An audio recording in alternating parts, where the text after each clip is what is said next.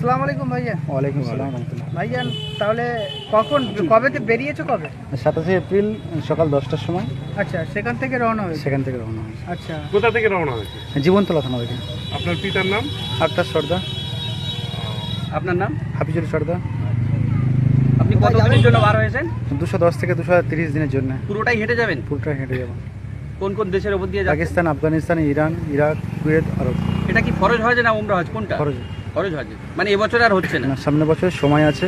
আচ্ছা, আচ্ছা, এই পরিকল্পনাটা কবে বা এই হজে যাওয়ার ইচ্ছাটা কবে থেকে? 2020 সালে আমার নিয়ত করেছিলাম, আব্বাজান মারা যাওয়ার পরে আমি নিয়ত করেছিলাম যে পায়ে হাঁটে মোসাফির অবস্থায় আমি মক্কা মদিনার উদ্দেশ্যে রওনা দেবো এবং প্রকৃতির একটা বিশ্ব শান্তির বার্তা যাতে সমাজে ছড়িয়ে দেবো এবং যাতে প্রকৃতি এবং বিভিন্ন বিপর্যয় থেকে যেন আমরা দেশবাসী বা সারা পৃথিবী যেন বিপর্যয় থেকে যেন কবল থেকে যেন দূরে থাকে, যেন বৃক্ষরোপণ করতে করতে যাব। সাধারণ মানুষের উদ্দেশ্যে কি বার্তা দেবেন? সাধারণ মানুষের উদ্দেশ্যে বলবো বিশ্ব থাকুক শান্তিতে এবং সবাই নবীর দেশে যাক, নবীর কাছে সালাম দিক, নবীর জিয়ারাত করুক, কবর জিয়ারাত করুক, এবং সবাই কাবাকে যাক, কাবা ছুঁয়ে সবাই দোয়া করুক, এটা চাই।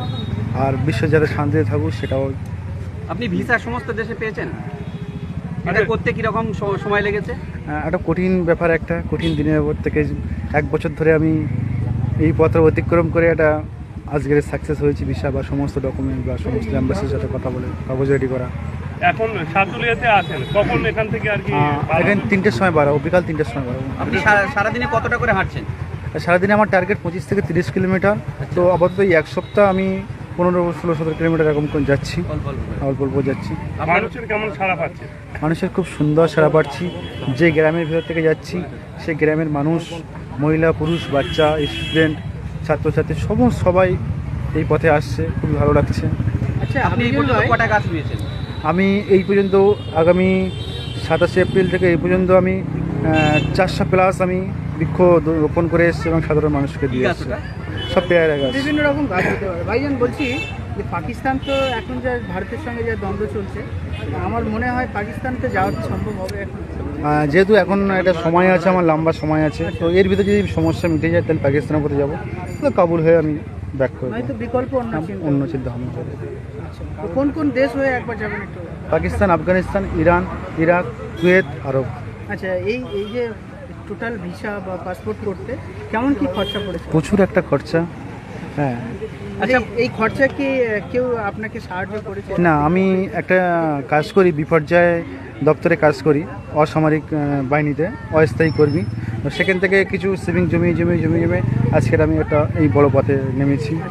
আনুমানিক বাজেট? প্রায় 5-6 কাছাকাছি। আচ্ছা, এই যে তুমি যে দিনের পথে যে নেমে গেছো, তোমার একটা পরিবার আছে, তোমার ফ্যামিলি আছে, তাদের কি অবস্থা এখন? তাদের কি সংসার? পরিবারে কে কে আছে সেটা? পরিবারে মা আছে, ওয়াইফ আছে, 2 বাচ্চা আছে। তাদের একটা জীবিকা আছে, একটা জমি আছে এবং একটা দোকান আছে, তাদের সংসারটা চলে যাবে, অসুবিধা নেই, আলহামদুলিল্লাহ চলে যাবে। খুব ভালো। আপনি বাংলাভাষী, আপনি যখন অন্য রাষ্ট্রে যাবেন তখন তো ভাষা চেঞ্জ হবে, কিভাবে কি করবেন? আমি ইংলিশ জানি, হিন্দি জানি, বেঙ্গলিও জানি, তো সেক্ষেত্রে আমার অসুবিধা হবে না মনে করি আমি। এইটুকু আশা করি।